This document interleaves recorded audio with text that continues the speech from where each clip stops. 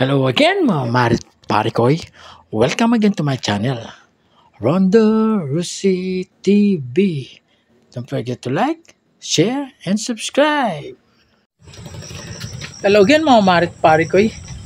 In this video, i-update ko ulit kayo dito sa project ronda natin mga Marit Parikoy.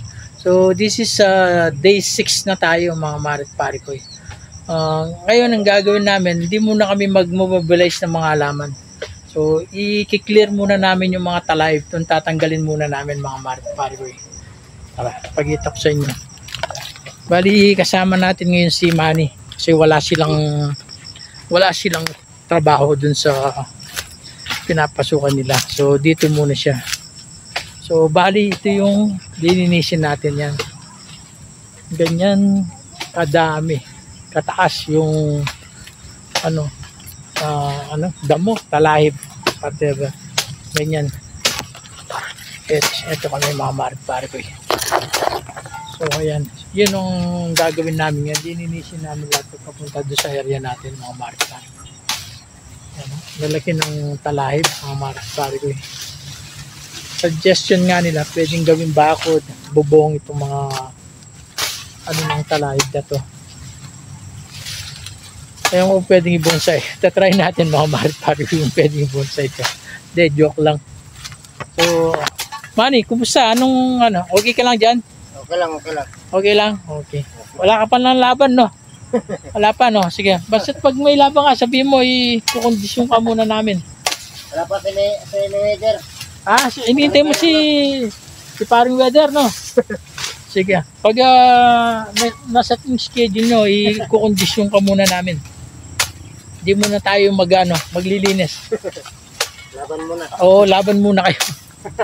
So, ito siya mga Marit Parikoy. Pag naglakad tayo dito, yan. Bali, yan yung area.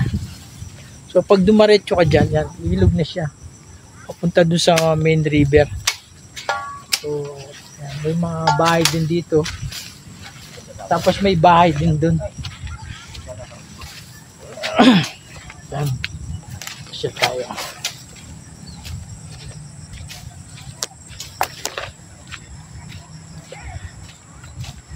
Yan. Nung malakas yung ulan, mga more than 2 weeks umuulan, pumasok yung tubig dito mga Marit Parikoy. Kasi binutas nila dun sa main river dun. Kaya nagkaroon siya ng overflow dito. Pero ngayon, alam ko na yun tinambakan na siya. Kaya medyo safe na tayo.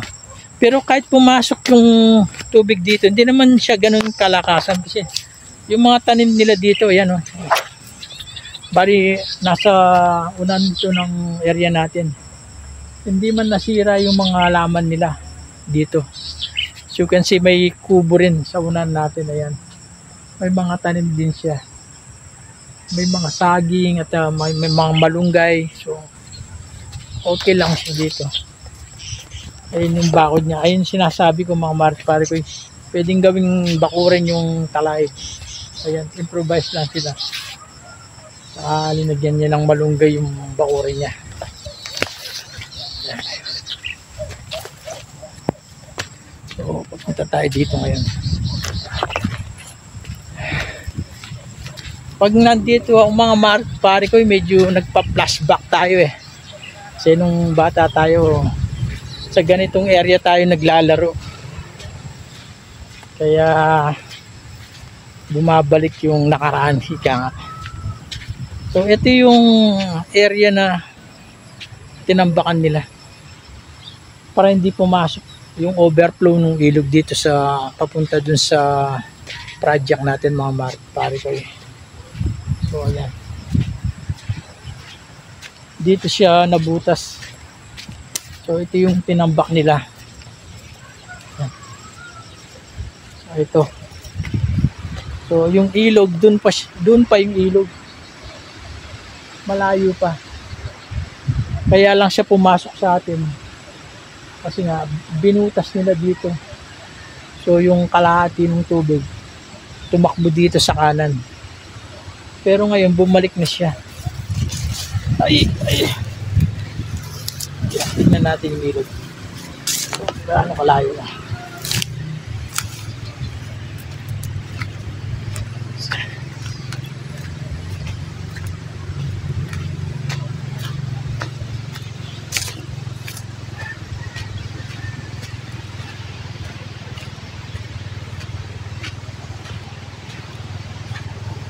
Ayan. Siguro yung layo niya dito, mula dito, papunta dun sa overflow niya, papunta sa area natin. Mga 40 feet yung layo. So, ayan yung dike yan. Bali yan yung area. So, yung papunta dun sa area natin, dun siya. So, nakaharang to. Tinambakan nila ito. Tinaasan nila para hindi pumunta dun yung tubig. Tapos may mga ano rin dito, yung mga nagbebenta ng mga bato, yung linalagay nila sa mga bonsai. Ito. Kasi dito lang sila kumukuha sa mismong ilog. Sinasala nila yung buhangin sa ilog para makuha nila yung mga bato. Tatlong size yun pero yung gamit natin sa bonsai, yung pinakamaliit, yung matangito. Ito kung makikita nyo, daming batong-bato yung buhangin.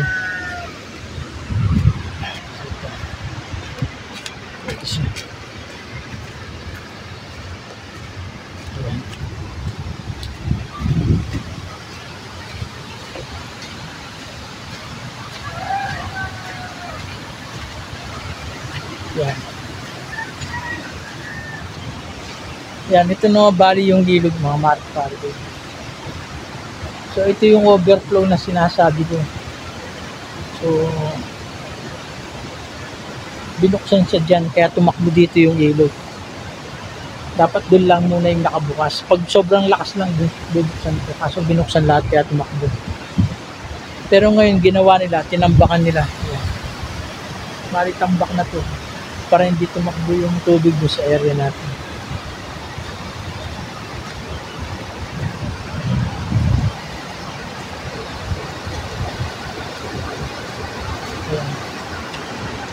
Ito yung mga kumukuha ng mga bato. Bali dito sila nagpakwari. Bali ito malaking size yun. Ewan ko ba't malaking size to. Kasi usually maliliit lang yung binibili nila yun. Usually mga ganito lang yung binibili nila. Hindi ko lang baka order ko kaya medyo malaki yung size ng mga bato.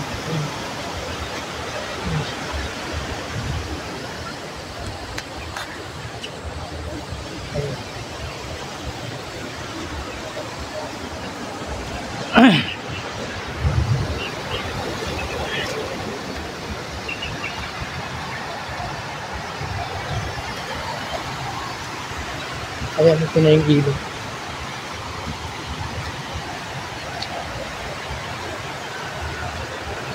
Balitan yung ginawang parang dam yung control ng tubig.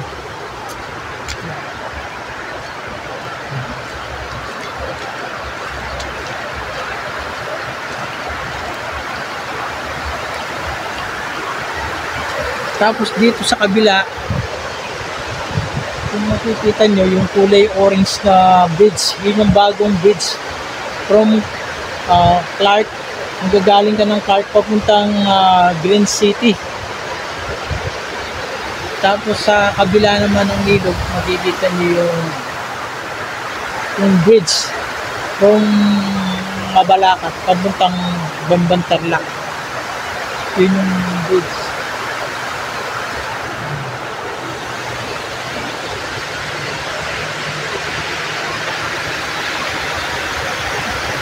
Yan.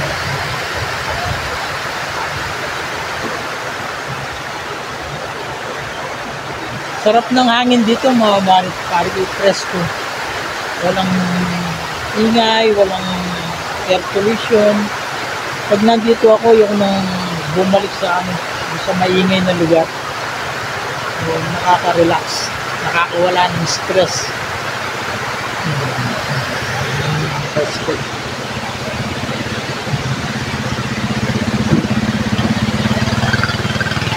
Yung bundok na yun na may antena sa taas, yung part na yun ng Bamban. Ito naman, ito na yung Sibera subdivision. Pag dumang ka dito, tapos dumang ka, makakarating ka na ng Sibera.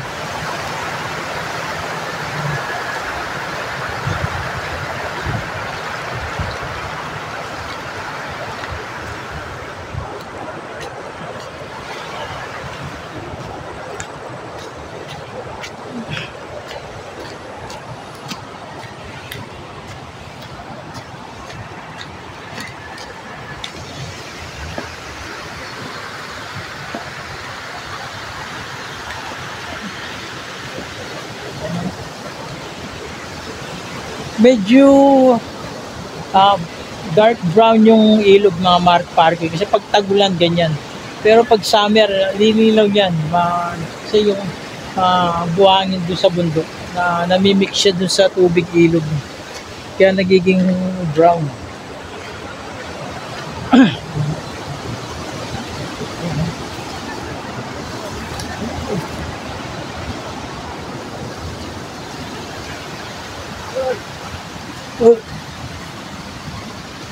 Kagkakayo.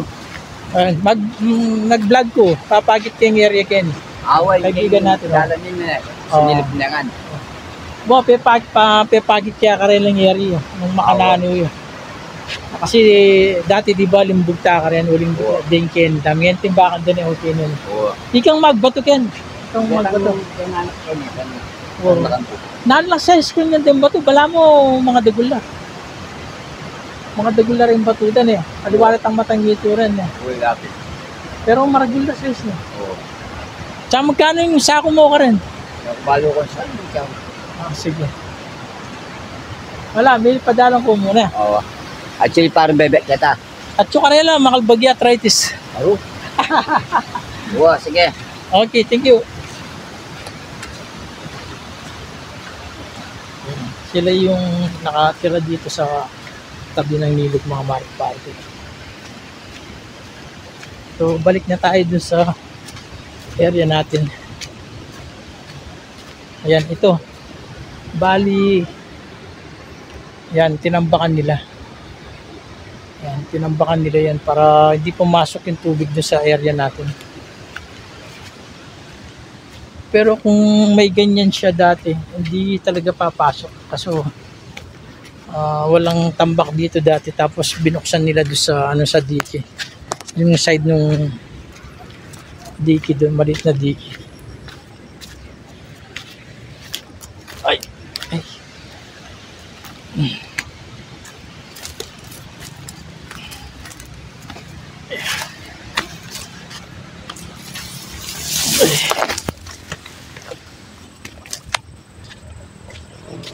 Ganda ng buhangin mga Marit Parque ko, pinong-pino. Oh.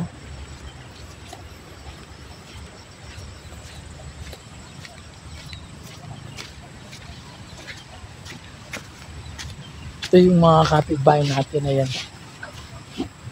Oh, no. Tapos may dog ko. Yan. May mga manok sila din, no? Ganda.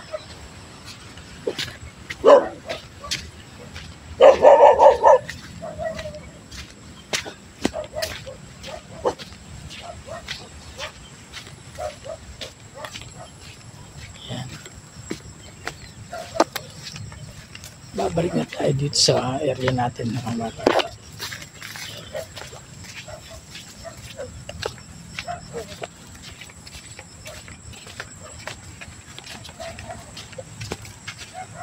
Huwag niyong iwan yung tatay niyo dun. Para may kasama siya. Oo. Hidog.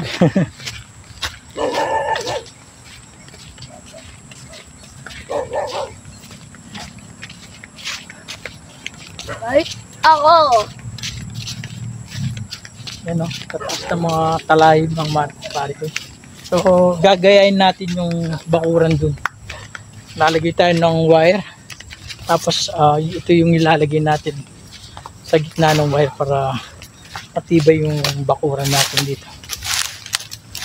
Hop. Ayan, nakarami na si Manny yan. Matalim siya, okay lang siya, o di rin? Later ko magkano sa... Magaan masyado, no? Patalim siya pero magaan masyado, no? So, dapat bili tayong matalim na mabigat, no? Oo. Sige. O, dito muna ako, asikasuin ko yung lunch natin, no? Sige, sige. Magdul siya sa ilang.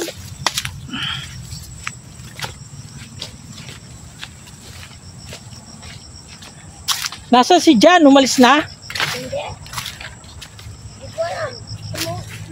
Yung naka-tricycle? Hindi pa. Tingnan na gagawin niya. Hello again mga pare ko.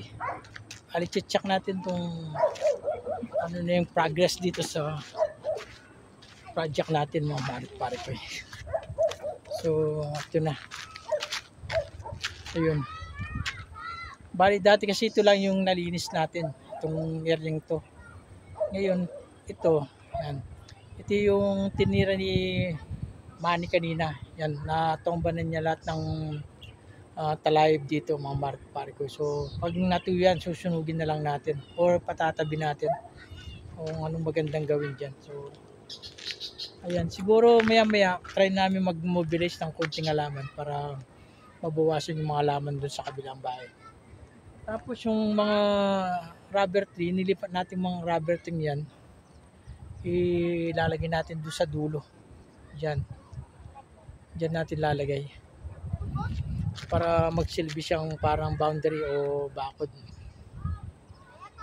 So mga pare ko, huwag bibitiw, marami pa tayong gagawin dito sa project ronda natin. So abangan nyo palagi. At huwag kalimutan ni-like, share, subscribe yung channel natin. Maraming salamat. God bless.